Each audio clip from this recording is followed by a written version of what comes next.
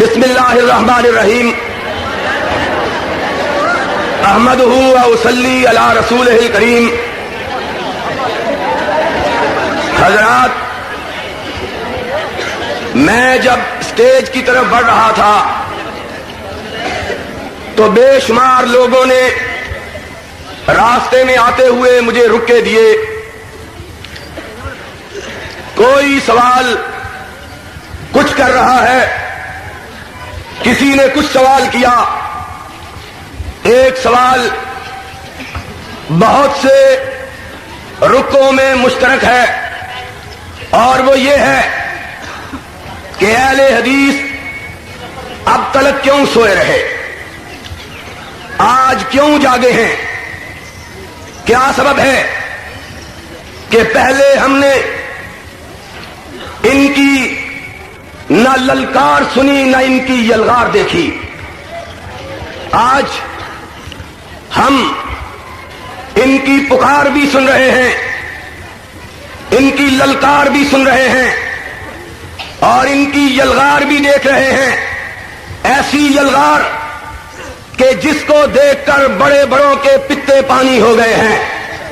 اور وہ لوگ جو کل تلک یہ کہتے تھے کہ اس ملک میں اہل حدیث کا کوئی وجود نہیں، آج ہمارے دو ہی اجتماعات کو دیکھ کر یہ بات کہنے پر مجبور ہو گئے کہ ایسا معلوم ہوتا ہے اہل حدیث زمین سے اگ پڑے ہیں یا آسمان سے برس پڑے ہیں.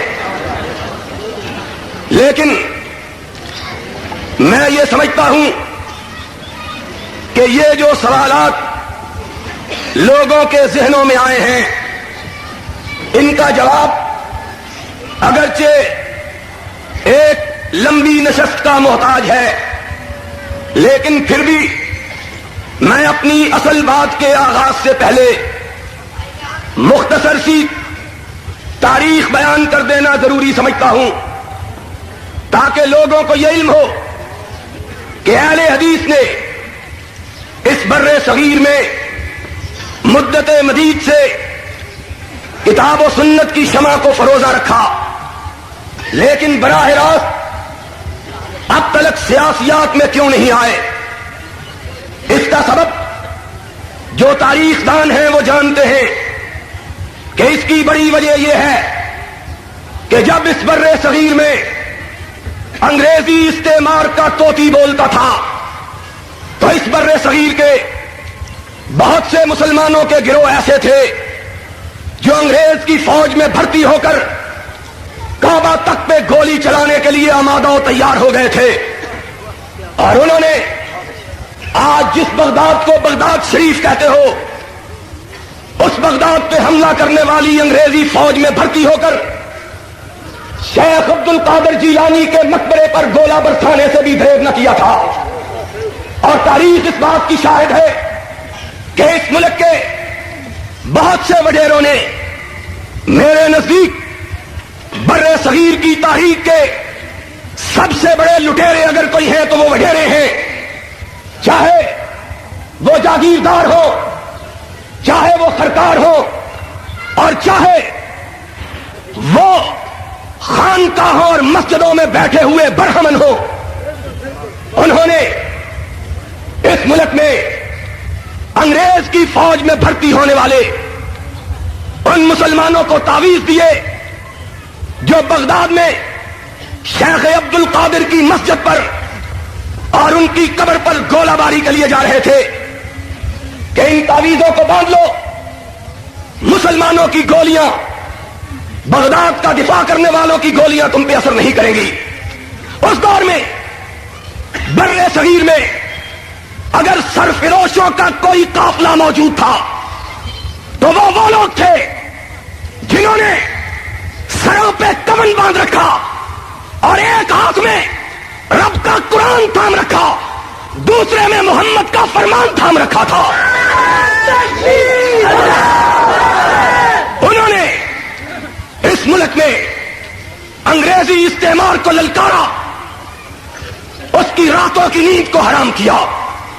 اور پھر تاریخ پڑھنے والے طلبا اور آج میں اپنے اس شہر میں جس کی طرف اپنی نسبت پہ مجھے فخر ہے کہ یہ مولا میر کا شہر ہے، یہ مصور پاکستان اقبال کا شہر ہے، یہ شاہجہان کے استاد ملا افضل کا شہر ہے، یہ ملا عبد الحکیم کا شہر ہے۔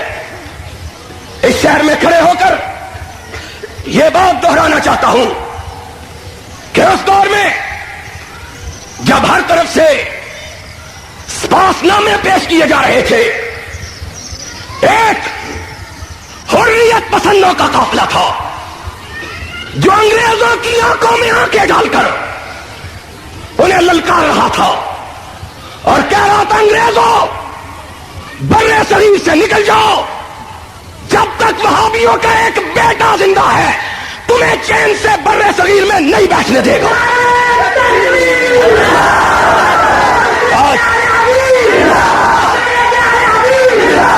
آج لوگ تاریخ کو بھی فراموش کر بیٹھے، لوگ بھول گئے۔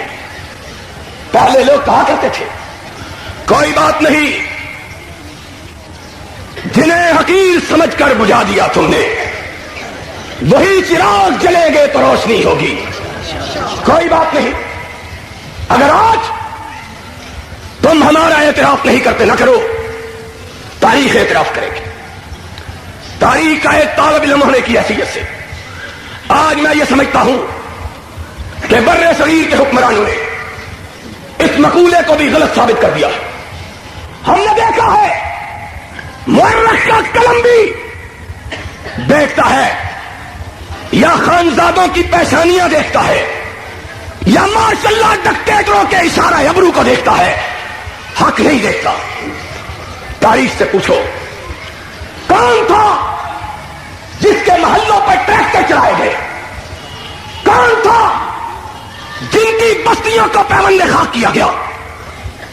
کوئی ماں کلال بتلائے، اس کی تاریخ میں پٹنہ کا نام ہو تو مجھ سے سوال کرے، اس کی تاریخ میں بہار کا نام ہو تو مجھ سے پوچھے، اس کی تاریخ میں صادق پور کا نام آتا ہو تو مجھ کو ٹوکے۔ یہ کن کے شہر تھے؟ اہل حدیثوں کے شہر، جن کو ان کے باسیوں سمیت ان کے اوپر گرا دیا گیا اور ان کے علماء کو پکڑا گیا، ان کو پھانسیوں کی سزا دی گئی۔ انہی میں سے ایک یحییٰ علی کا نام تھا، اہل حدیث کا سر خیل۔ جج نے پھانسی کی سزا دی، رات کو تاریخ کوٹری میں اس کو علیحدہ کر کے رکھا گیا۔ جج دیکھنے کے لیے گیا، دیکھوں رات کی تاریکی میں اس پہ کیا بیت رہی ہے، جس کو صبح دم پھانسی ہونے والی ہے۔ کیا دیکھا؟ ساری کوٹریوں کے چراغ بجھے ہوئے، یحییٰ علی کی کوٹھی سے نور نکل رہا ہے۔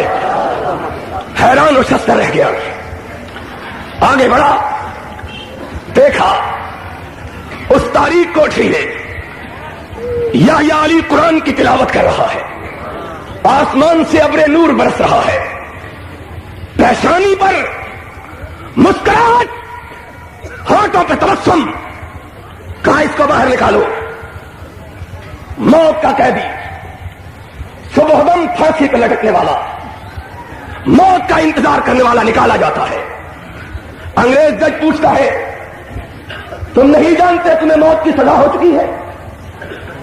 کہا اگر یہ جانتا نہ ہوتا تو میری کوٹری میں نور کہاں سے آتا؟ جانتا ہوں۔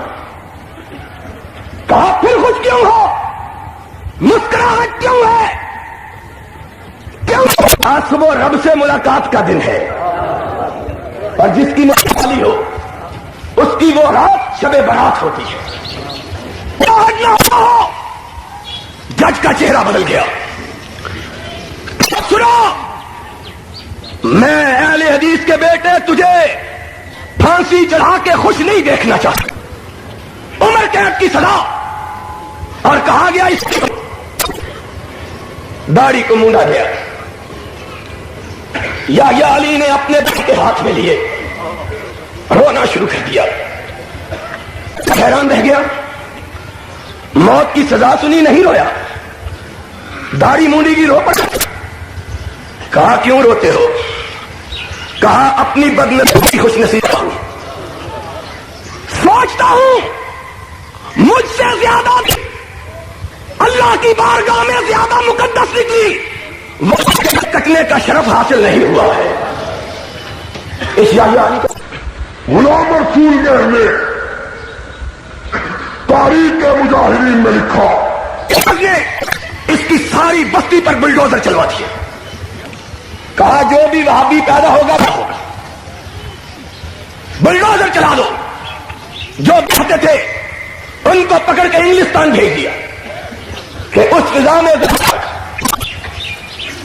کہا 57 برس بیت گئے، بستی کو مٹے ہوئے، یحییٰ علی کو کٹے ہوئے، ایسی بستیوں کو برباد ہوئے، 57 برس گزر گئے، نئے سرے سے ڈالو۔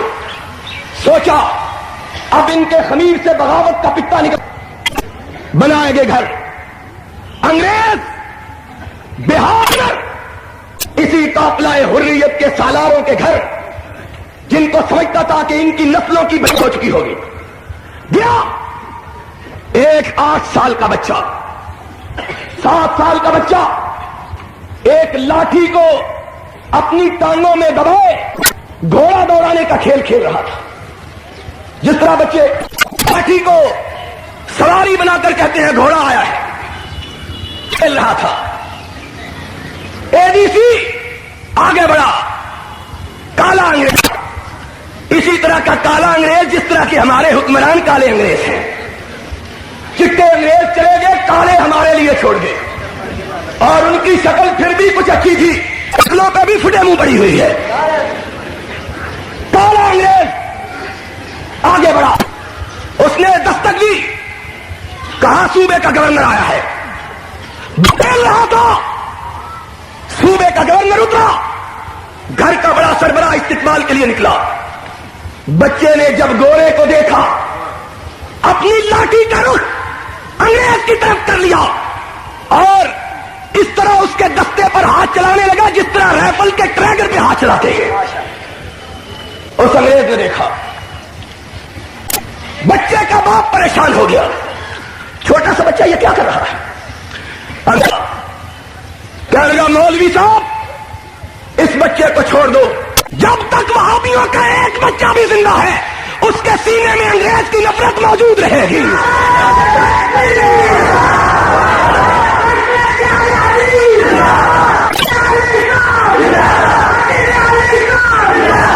اور پھر یہ پھانسیاں لگائیے اس سیال کوٹ کے شہر میں۔ بھول گئے ہو سیال کوٹ کے باسی ہو تم اپنی تاریخ، تمہیں یاد ہو کہ نہ یاد ہو، مجھے یاد ہے سب ذرا ذرا، تمہیں یاد۔ اور جسے آپ کہتے تھے با وفا، جسے آپ کہتے تھے آشنا، میں وہی ہوں مومن مبتلا، تمہیں یاد ہو کہ نہ یاد ہو، تمہیں نہیں یاد۔ اس سیال کوٹ کے اندر وہابیوں کے لیے پھانسیاں لگائی گئی، صرف بنگال کے اندر 1 لاکھ اہل حدیثوں کو پھانسی پر لٹکایا گیا۔ اور کسی کا ماضی اتنا حسین ہو تو لے کے آؤ۔ ایک لڑکی صرف ایک باپ کی لاش اٹھا لائی ہے، اور تم تو ایک لاش لے کے آ گئے ہو، اور میری لاشیں تو اتنی بے شمار ہیں جن کو میں اٹھا بھی نہیں سکتا ہوں، میں کس طرح اٹھاؤں؟ تم تو اٹھا کے آ گئے شہر شہر میں۔ اور میرے بھائی اخبار نویس لکھے، میں چیلنج دیتا ہوں، آج پاکستان بنے 39 برس ہو گئے، آج تک فوج کے کمشنر افسروں کے حلف نامے میں یہ آج تک اس مولوی ضیاء الحق کے بارے میں سن کے کئی لوگوں کے پیٹ میں درد ہونا شروع ہو جاتا ہے۔ پترا تینوں ہی ٹکرنے ٹھہر جاتے ذرا۔ اس ضیاء الحق کے دور میں، اس ضیاء الحق کے دور میں بھی آج تک سینئر افسروں کے لیے، فوجی افسروں کے لیے ایک حلف نامہ ہے جس پر دستخط کیے جاتے ہیں، اس میں لکھا ہے کہ یہ بھی حلفیہ بیان کرے کہ یہ وہابی نہیں ہے، آج تک لکھا ہوا لکھا ہوا ہے. اور سنو ابھی لعنت کرنے لگے ہو. لعنت تو اس وقت ہوگی جب سارے کہیں گے لعنت. سنو اور ان لعنت نہ لکر کوئی نہیں ہوں کہ کبھی کا بوریا بستر چوک کے نس گیا ہوں. ہاں تو جب تک کرائے کے مکان لینے والے مولوی کا بستر اس کو رکھا نہ جائے تب تک وہ مکان نہیں چھوڑتا ہے. سنو ذرا بات, سنو میری بات تو سنو.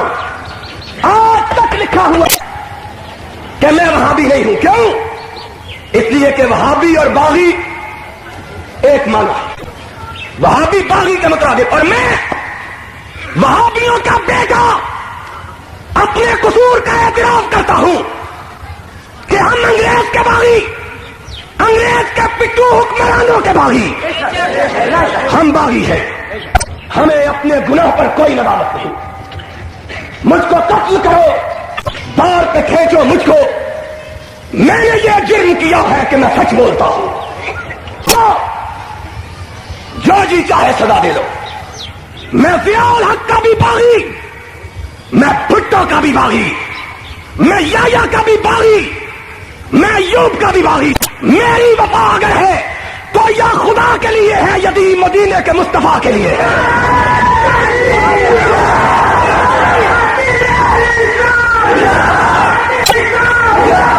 اور کسے کے کشتہ نسب پیلا مانیس, اور جو باغی نہیں ہے وہ اہل حدیثوں کی فہرست سے اپنے نام کو کٹوا.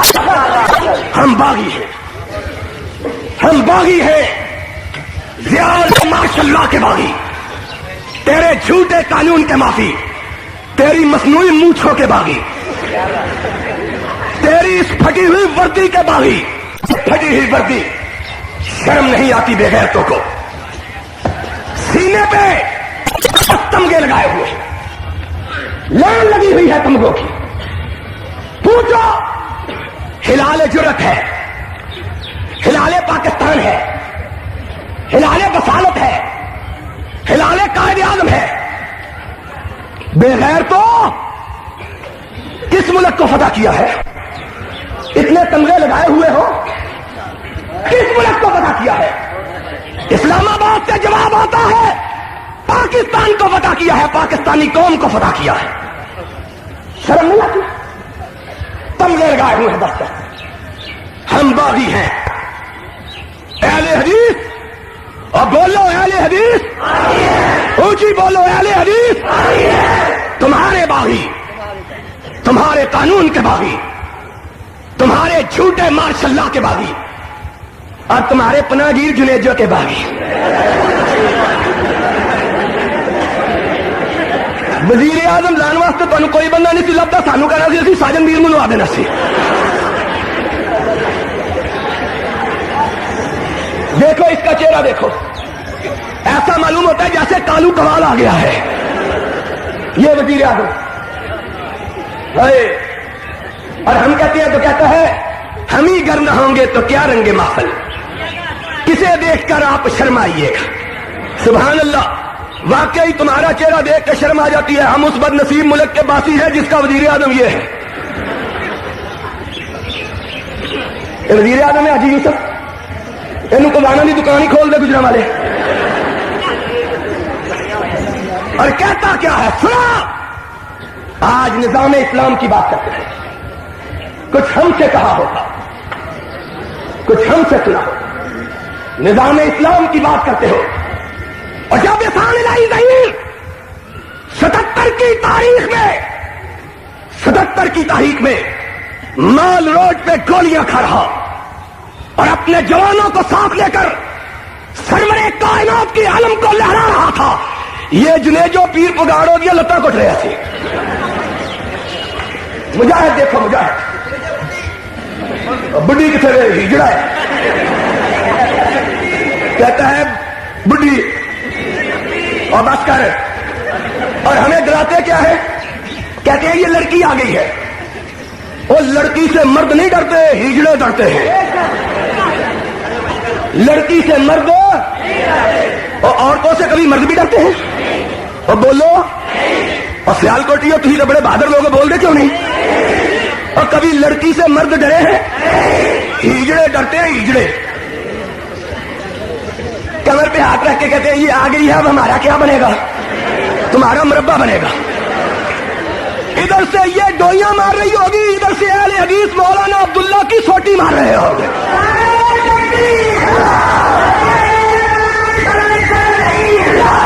اور کہتے ہیں ہم تو کہتے ہیں سنو، ایک دور تھا اہل حدیث کا نام لینا جرم تھا، اتنے شہداء کی لاشیں ہم نے اٹھائی، اپنے کندھوں پر اٹھائی، ان کو لے کے آئے، اور پھر لوگوں نے سمجھا اپنی صف بندی ضروری ہے۔ جب تک صف بندی نہ ہو، یہ پسے ہوئے انگریزی استعمار کے اور انگریزی استعمار کے گماشتوں کے، ان کی مانوی اولاد کے پیچھے ہوئے، جب تک یہ سانس نہ لے لیں گے تب تک نئی لڑائی لڑ سکتے۔ آج وابیوں نے سانس لے لیا ہے، اور بولو اہل حدیثوں نے سانس لے لیا ہے۔ اب دنیا کی کوئی طاقت اس ملک میں قرآن و سنت کی راہ میں رکاوٹ نہیں بن سکتی، دنیا کی کوئی طاقت۔ اور سنو، آج چند شتونگڑے چھوڑے ہیں، مولوی جاہل درباری ملا کہتے ہیں جمہوریت کی بات نہ کرو۔ کیوں؟ جمہوریت تو آئی ڈی نکاح چاہیے ہے، کہتے ہیں جمہوریت کی بات نہ کرو۔ سنو، یہ ملک دو چیزوں کے ساتھ اس کی قسمت وابستہ، ایک اسلام کے ساتھ اور دوسری جمہوریت کے ساتھ، اور حکمران ان دونوں کو اپنے لیے خطرہ سمجھتے ہیں، حکمران ان دونوں کو اپنے لیے سمجھتے ہیں۔ کیوں سمجھتے ہیں؟ اسلام آئے گا، سب سے پہلے چوراہوں میں حکمرانوں کو لٹکایا جائے گا، اور سمجھتے ہیں جمہوریت آئے گی، ان کا حساب ہوگا، ان کا پوچھا جائے گا۔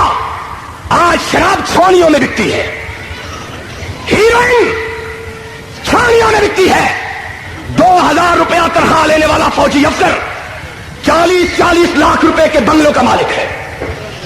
جمہوریت آئے گی، پوچھیں گے، اور اس اسلام کا نام لے کر جمہوریت کی مخالفت کرتے ہیں۔ اور جو جمہوریت سب سے زیادہ اگر سکھائی ہے تو محمد الرسول اللہ نے سکھائی ہے۔ کون تھا جس نے کہا حکمران اگر نیا کرتا پہن کے ممبر پہ قدم رکھے، دامن پکڑ کے نیچے اتارو، پوچھو جواب دو یہ کرتا کہاں سے لیا؟ تم سارا ملک لوٹ کے اپنے گھر میں لے جاؤ، کہتے ہو جمہوریت نہ آئے؟ سن لو، اس ملک کی تقدیر اسلام سے وابستہ ہے، اس ملک کی تقدیر جمہوریت کے ذریعے یہ ملک بنا ہے۔ اہل حدیث ان دونوں چیزوں کے مقابلے میں، ان دونوں چیزوں کے بارے میں کوئی مداہنت کرنے کے لیے تیار، نہ جمہوریت کے لیے نہ اسلام کے لیے۔ اور کوئی ہم کو نہ ڈرائے، یہ جائے گا تو لڑکی آ جائے گی، ہم نے لڑکی کے باپ کا مقابلہ کیا ہوا ہے، لڑکی کے ہم نے لڑکی کے باپ کا مقابلہ کیا۔ سنو، اس ملک میں اب آئے گا، یا رب کا قرآن آئے گا یا محمد کا فرمان آئے گا۔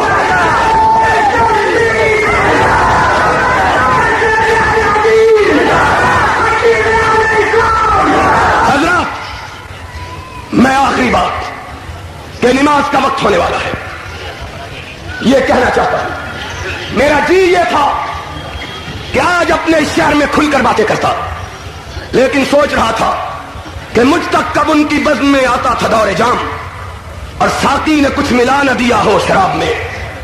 لیکن بہرحال آخری بات آپ سے ہاتھ بلند کروا کے کہلوانا چاہتا ہوں، ہاتھ بلند کر کے کہو اس ملک میں قرآن و سنت آئے گی، اس ملک میں قرآن کا نظام، ہاتھ اٹھا کے کہو اس ملک میں قرآن کا نظام